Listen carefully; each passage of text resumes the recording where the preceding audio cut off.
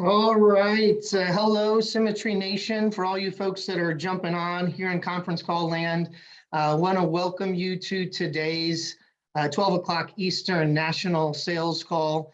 I am Brad Shinovar, Agency Director, Elite Producer, direct to Sean Shannon and the Griffin Whalen hierarchy, and just absolutely privileged to be so.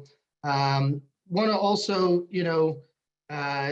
tell you that we're really excited about today's topic. But before we get into that, I definitely want to give a special thanks to Brian, Brandon, and Casey. Truly have created an amazing company, system, culture, one that I am just absolutely elated and proud to be a part of. I've been here for a little over 6 years, and I plan for this to be my last stop. Today, my co-hosts and I are going to be covering the topic, get them back to the why, okay? And I will say that this to me is the absolute most important thing in our sales process. So, we're really honored and humbled to have the opportunity to share with you some of the things that have been able to help us be successful in the field. And then again, hopefully you can translate those into ways that you can as well. First thing I want to do real quick before we jump into our topic is introduce my co-host. I am super excited to have this guy on. I don't know if any of you guys have ever had this experience, but when you meet somebody and the first time you talk to them, like everything kind of, you remember everything about it. I remember everything about the first time that I talked with this guy, and he's never disappointed me since. He might be the happiest person, at least I know. And he was this last year in 2021 in our master agency, he was #1 in AP, but also IP, okay? And I think he's building an incredibly strong team that has incredibly strong relationships. So shout out to the CAR team. And I also want to say the reason why I know I remember him is the same reason his clients remember him, is the reason why he's building such a strong team. And that's because he really leads with his heart. And what I think a lot of folks have figured out, or if they haven't, they will figure out, is that it's not really about the products and the prices. It's about the problem. Right? It's about finding that problem, about connecting with your clients and making sure that they know that you care. And I don't know anybody that's got a bigger heart that leads with their heart more than this guy. So I am super proud and honored to have him on my team and to introduce you guys to him here in Symmetry Nation as a whole, Mr. Chad Carr. If you will, come on, introduce yourself, Chad, and get us going. Hey, thanks, Brad. Hey, Symmetry Nation. My name is Chad Carr. I've been here a little over 2 years. I'm Director Brad and Jesse Shinovar and part of the Shannon Griffin Wayland hierarchy. And thank you, Brandon, Brian, and Casey, just for creating this type of platform for us to all be able to learn from. And I'm really blessed to be here today with one of the most talented, I think, and competent leaders here at Symmetry, Brad Shinovar, my buddy here, and as well as my upline. And I learned a lot of my heart too from just a lot of the coaching over the years. So I'm very grateful for that. And I just want to just kind of say we're just really wonderful. This is a wonderful topic. It's an important topic. It was a topic that was really a challenge for me coming in. Is that why? And I want to kind of go over a little bit about kind of the structure of what we're going to be talking about today. We're going to talk about the why. Why is it that we have trouble with that word, especially when it comes to our clients. We're going to also talk about the when and the how. And, and really, when do you actually give the why, in the presentation, in the home, and how? And we're going to go through some of those specifics with you here shortly. So really, I just want to remind you guys, get out your pen and paper, take some notes. Really, this is a time of good reflection, time that you can really take down some really good keys. And we're hoping that we can leave you guys with enough to really help you to just be prosperous in your business moving forward here in 2022. So yeah, just with that, we're just going to jump right into the why. Why is it that we don't, ask the questions around getting to the why with our clients? And I think the question that I started off with is, I ask myself, why do I have trouble asking questions to people I'm trying to help? So I'll say it again. Why do you have trouble asking questions to people that you were sent to help? I just want to say, if you have any thoughts or questions around what I just said, put it in the chat and raise your hand. Raise your hand if you're a person that really has that trouble. Because I know I do. I'll raise my hand. Even today, I'm pretty good at it now. But when I first started, I was petrified. I'd go into the house. This is back pre-COVID days, and get into the house. I'm sitting down with the client right across the table. I'm like tongue-tied. I'll ask those basic questions, height and weight, then you go, and I start to ask the why question. They start to get weird looking sometimes the nonverbal. I think sometimes it's that kind of passive approach that sometimes we get, right? That's the first thing I would say, is that we assume that the person's going to feel uncomfortable if we ask them why, you know? And as you get, into this business, the thing that I have trouble with sometimes is I assume that, hey, the person showed up, so they must want this. They must know the reason why they need it for their family, for their spouse, to protect their kids. They should just know this. Well, many times that's not the case. They don't know. And that's our job to help them uncover it.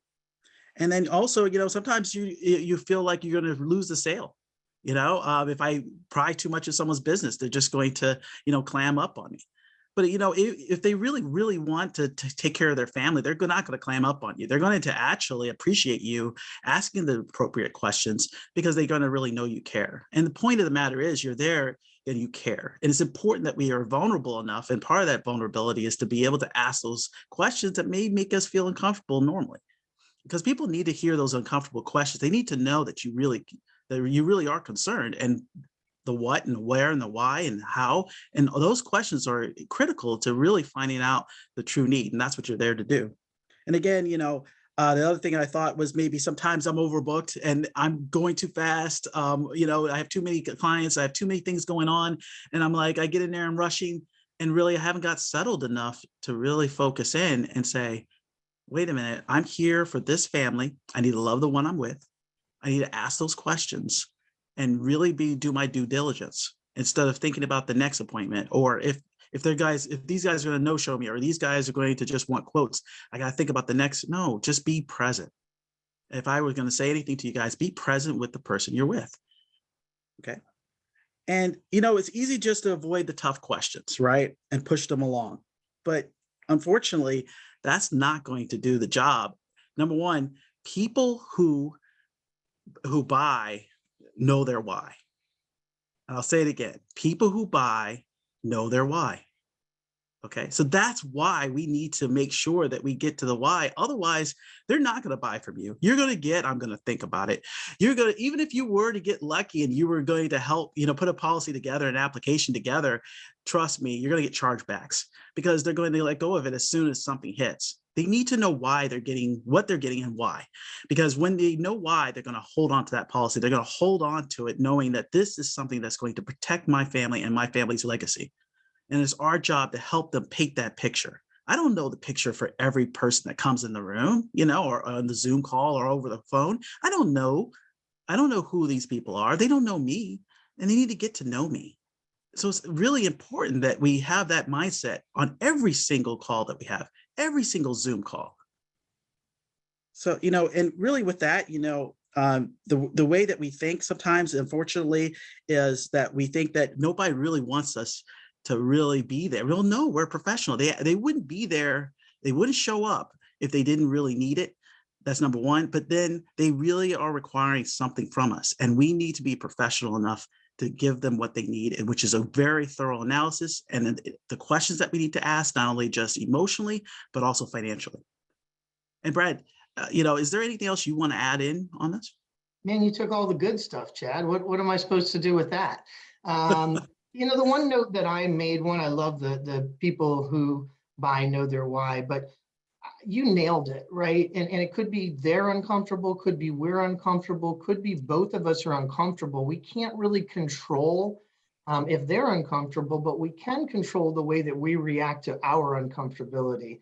You guys have all heard the saying, nothing grows in your comfort zone. Well, this relationship with these people, this opportunity to help them is not going to grow if you're not willing to be uncomfortable. But I'll also say, take a little bit of pressure off of yourself. A great way that you can do this is ask permission. Is it okay if I ask you some questions about this, about why you sent this back, right? We're talking about that today, but you could use that for any line of questioning and let them know, hey, look, I'm asking you permission because I don't want to waste your time. Okay. They'll respect that, but they'll also open up because you're there for them and they know that you're there. So I love everything that you said. And guys, we started with it, right? Because the mindset of why we don't ask the questions is really what's keeping most of us from being as thorough as we need to be to get the information to help them. So I'll kind of move on to our second subject, which is when. And I'm going to breeze through this pretty quick. because we're going to really talk in the how section. How do we do that at these different times? But I want you to listen to this when I tell you there are 4 different times, and there's really actually more like 6 times that the why should be part of your process. Okay. The very first time is when you're setting the appointment. Okay. And again, we'll go through in a little more detail in the how, some ways that you might do that. But when you set that appointment, you need to find out, okay, right then and there, why are they interested? Why did they send it back? Okay. The second one is in the appointment. And in all actuality, within the appointment, there can be 2 or even 3 times, right? I think it's important at the beginning to set the tone. Certainly when you share your why and then ask them to share their why, that's an incredibly important part. If you're not doing that, you need to show them vulnerability. As my good friend Sean Shannon says, it's the law of reciprocity. If you give of yourself, people will give back. If you are vulnerable to them about why it's important or how it has impacted you in a positive or a negative way, they're more likely to respond and share with you candidly. Okay, and then the third time within the presentation is at the end. And again, we'll go into detail on that, but you really want to make sure you're kind of putting a bow on it on the end, and they're remembering as they're walking away from it why it is that they're doing this. The other times that you are going to want to do this is one, and this is only if it happens, but let's all be honest with yourself. Raise your hand or put it in the chat. I've gotten to think about it, right? So when you get to think about it, that's another time that we need to visit or revisit the why. And then of course, after the sale, okay? We want to make sure that that business stays on the books. And the best way to do that is to make sure you understand and you're reiterating that why back with your client, okay? So with that, Chad, I will, let's see, I'm going to kick it back over to you and we'll kind of talk about the how here, right? And we'll first, well, actually, I lied to you. I'm not kicking it to you. I'm taking over. I'm going to do the rest of this call without you. You can go home. No, I'm just kidding. I see I can't even follow my own outline. But what we're going to talk about first is in the how is on the phone, right? So that's where it starts. It's your first chance to establish the why. But here's what's really important. Not just within the why, but within your phone interview, you have to have a series of questions. You have to know those questions. You have to be able to follow those questions. And one of those questions has to be before you get off the phone, you are doing a grave disservice to you and to the client if you don't simply ask them, most importantly, when you sent this letter back, who were you trying to protect? I know that that's really easy for me to say, but I'm here to tell you I've had a tremendous amount of success in the field, but that was one that was difficult for me. It was difficult for me to ask that simple question. And a lot of the reasons Chad said, I was afraid of the answer. I was afraid I wouldn't know what to do with it. I wouldn't know where to go, but you've got to ask that question. And one other thing that I want to point out, when you're on the phone gathering information, it is imperative that you understand who lives in that home. Is it them and kids, them and a significant other, them and a roommate? Who lives in that home?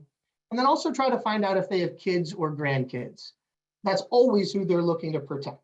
Whoever else they share that home with, or potentially other family, and in some cases themselves, of course, but a lot of our products will be able to do both, okay? So with that, Chad, I'll kick it over to really, I think the most important part and where we do it the most is in the appointment. Share with us some kind of hows on in that appointment, when and where and how do you go ahead and bring about that why with your clients? Yeah, sure. Thanks, Brad. So yeah, really, it's really in the beginning is the first part of it, right? You just got off the phone, you found out why they needed to protect someone. Let's say it's a husband that wants to protect his wife's, we'll call her Sally just for short here. So yeah, I get on the appointment, I reiterate the fact that, yeah, you turn in this letter because you want to protect Sally. And so and then when I start to ask those basic questions, you talk about the house, and I used to do this a lot when I first got started. How long you've been lived in the house? I build that rapport. Is this a new build? Oh, it's a new build. How long have you guys been married? And you kind of build that rapport, and it takes down the walls. And then after that, you're really starting to get to the emotion. That's the key here. Okay, so if Harry didn't come home last night, what does it look like for you? and Sally may come back and say, well, I never really thought of it that way. Well, it would be horrible. I mean, I'd have to take care of the kids, if she has kids, or, and you really get down to that emotion, and you really start to reiterate what they're feeling. But most importantly, you're not doing this as a robot. You're doing this with empathy. I mean, there's been times on the calls, I cried with the folks. I cried over the fact that they lost loved ones or lost a child. I mean, that was one of the worst calls I've ever been on, was someone losing their child. And now they want to make sure they protected the other child. I mean, that was gut wrenching, but you had to get real enough, and then most importantly, what the clients really want from you is, how vulnerable are you? I mean, are you just another sales guy, or do you really have a story? And when I start to tell my story, where my father, passed away when I was 18 years old, and we didn't have enough insurance, and we didn't have enough to protect the income he was bringing in. That's gone. And we didn't have enough to protect us in terms of the bills and everything else. And then my mother lost her job, and we had to rely on friends and family to take care of our family. It was devastating. And I don't want that from anyone else. And, I don't have to come up with some crafty way. There's times when I'm talking about this, I'm choked up, I'm crying. Are you going to be that vulnerable with your people that you're going to be with? Because they need to see that you're real, and not that you just come up with some scripted thing. They want to know that you really understand why we're doing this. And of course, you want to keep it professional enough to get back to the point that I do too, I keep it professional enough to get back to the point of, we don't want that to happen to your family, right? You see, you start to ask those questions. And then not only do you kind of help their belief, you're helping your belief too, of why you're there. Because now, as you start to get into now the financial analysis, you got the emotion. Now you're going to say, well, wait a minute. I mean, honestly, the last couple of times have been very heart-wrenching for me. I have one family where they only had one person bringing in $1,000 a month, and the other person didn't even bring any money in. And I was like, look, if something happens to John, what do you guys think here? And I already knew, and it's nice for them to speak up and say, wow, we wouldn't have anything to pay the mortgage. That's right. So we need to put something in place to solve that problem, right? Yeah. And, really, it's not that difficult when you really ask the right questions. And that's the how part of this, is really sitting down, and you're going to say, hey, how much insurance do you have in place right now? So that's important. We call that the nest egg. So, gosh, I got $1 million worth of insurance. Well, great. That's wonderful. But do you want some of that money to have to be used if something were to happen to you? Because if you have a $500,000 house, half that money's gone. How do you feel about that? Oh, well, I wouldn't like that. Well, yeah, well, that's why we're here. We don't want that money to be, that you worked so hard to take care of your family, to be touched or dissolved because of all these extra expenses. And that's what mortgage protection insurance does. Okay. So, and then you break it down even more. You got health issues. What happens if you have to put someone on a home, or have to go to the hospital, God forbid? You have some savings here. So you did your calculations, you did your analysis. They have 6 months savings. That's wonderful. But what happens? You go to the hospital, you can't work. You got to use the savings, right? And that's going to be depleted. You see, as you're going down through the financial, you're tying it into the emotional, right? You're tying it in to see what the impact's really going to be, because a lot of people haven't gone through this. They think they're so secure with just a little bit of insurance, but hey, $50,000 a year only goes so far, right? And if you have $150,000 worth of insurance, oh, I'm good. Well, no, you're not. You got about 3 years, buddy. If something were to happen, if you're lucky, outside the expenses, if you're gone, your salary's gone, right? And a lot of people will look at me with the bright eyes. John Paul Vetter, I have to give him the props for that, because he really, at the last conference, I learned that from him about the income protection. That was huge. It's critical. Changed my whole business. Changed my whole outlook. But see, here at Symmetry, we get a chance to learn from each other. So most importantly, I ask these questions in order to protect their family, right? That's the how. The how is the thought process. You start here in your mind. What am I here to do? I'm here to protect the family. I'm here to solve the problem. I ask the questions like the ones I just told you to solve that problem. Second, we need to know the person's true need. So the financial analysis is critical for that. Okay, so we need to ask them, what do they have in the 401k, savings? What do they have already in place? Do they have burial insurance, accidental insurance? Do they have insurance for their children? Because all these things can be devastating to a family. And of course, most importantly, you ask more questions, there's going to be more opportunities to protect the whole family. That means there's going to be more applications for you, right? So that means not only are they going to be invested and tied in, financially, you're going to be better off leaving that family knowing that you've protected them, but things are going to stick.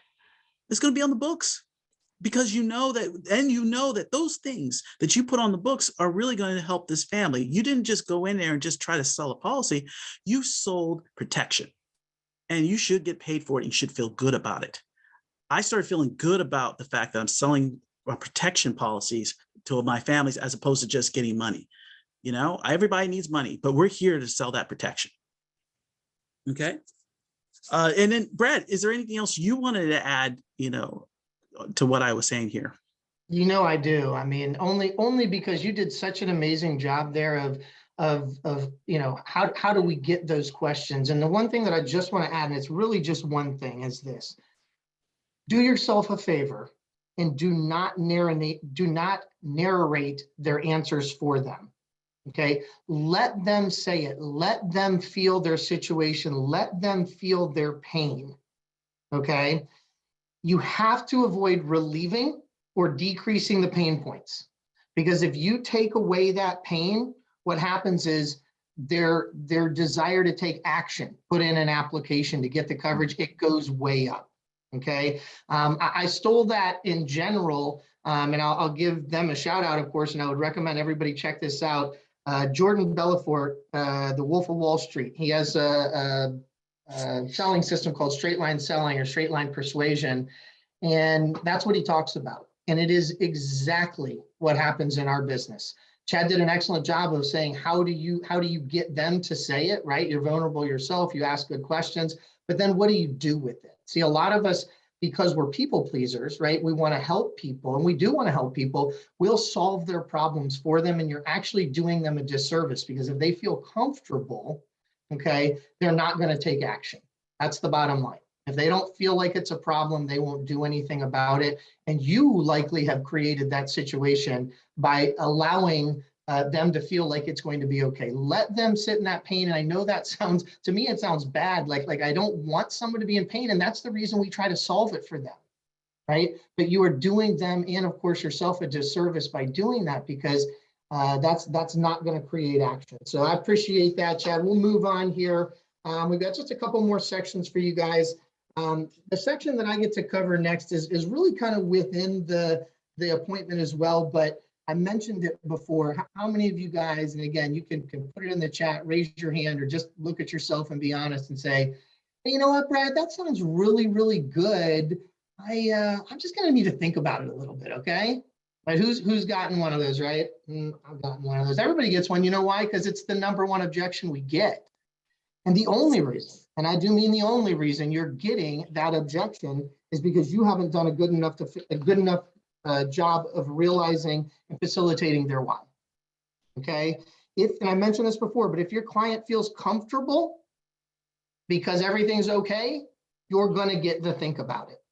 And you have one of two decisions to make. And I'll be very frank with you. The reason you probably, and this actually works out great, but this is the time you have to go back. You have to go back to the why. And because I know that unfortunately so many times, so many of us, for all the reasons we've talked about, are things that we didn't do, we get to this point, but we're not done. We don't have to be done. We really get one more chance, but it's up to you at this point to say, am I going to go, oh, okay, cool, let's follow up, or I'll give you a call, or you can give me a call. That doesn't work, by the way. Okay, so stop doing that and say, look, I did the work, I bought the lead, I set the appointment, I sat here, I did at least the best that I could do, and I'm getting to think about it, which means they don't know why they need this. So now is your last chance to go back, okay, and do that. What you want to do is you want to start with the big picture. You've probably gone through the motions and said, hey, when you sent this letter back, why did you do that? And you got a big picture answer. Well, I want to make sure the house is paid off, right? That's not a real answer. I mean, it is, but it's not the real answer, right? And so the good news is you usually at least have that, and that's where you've got to go to restart this conversation, to get them back to the why, right? You got to get them back to the why by saying, hey, I know when we talked about this before, you told me this. I want to just take a step back, and I want your posture, literally, especially if you're on Zoom or in person, to show that. I want you to sit back. I want your shoulders to go back. You at this point are being open and receptive to saying, I don't understand why you're thinking about this. Whether you say those words or not, what I usually say is, hey, I want to just take a step back and revisit kind of why we're here. Okay, because I want to make sure that I understand, because at the end of the day, I don't want to be recommending something to you that you don't need, but I want to make sure I understand. And so you start with the big picture that they've already given you, but now's when you have to dig down. So things like, what is the ultimate objective? If you didn't get coverage today, what do you think would happen? Of all the factors, what is the most important to you? And I'm going to rip off Miranda Martin right here. I'm pretty darn sure it was her. So I hope she's out there. Shout out to you, Miranda. She described a technique. This is before Zoom days, right? So she had to describe it, right? But she described a technique that she uses, which I employ you. If you're not going to use it up front, use it here. Use it when you got to think about it and you've got to go back to it. Okay. Make yourself 2 boxes. Okay. So 2 square boxes. And inside the one box, I want you to write the word now, N-O-W. In the other box, I want you to write the word want, W-A-N-T. But this is the most important part. Remember when you were a kid, you drew a sun like it was a circle, and then you made a bunch of slash marks off of the sun, okay? You need to make 7 slash marks off of both your now box and your want box.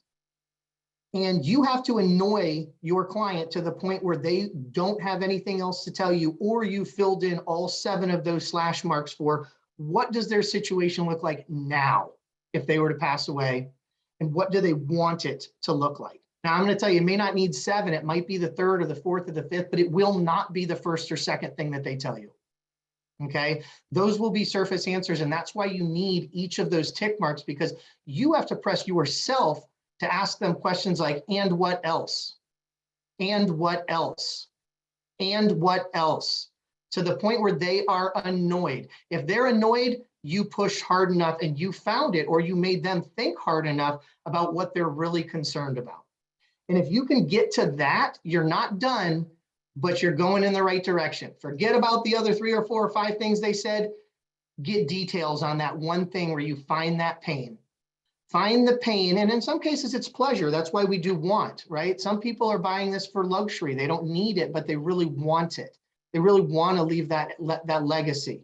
Well, how bad do they want it? Where can you find that emotion and let it be raw? Let them sit in that pain, or let them sit in that pleasure. And then there is no selling, okay? There's just processing.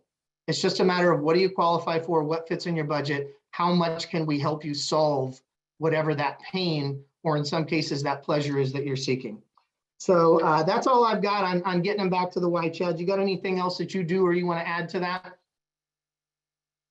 Brad, I think that's pretty good. I would probably just add that, getting it, like I liked what you said about getting back to the pain. But I will add that it does take some time and some patience to do so, and give yourself that time to really think through what the questions and really be actively listening to what the responses is from those clients.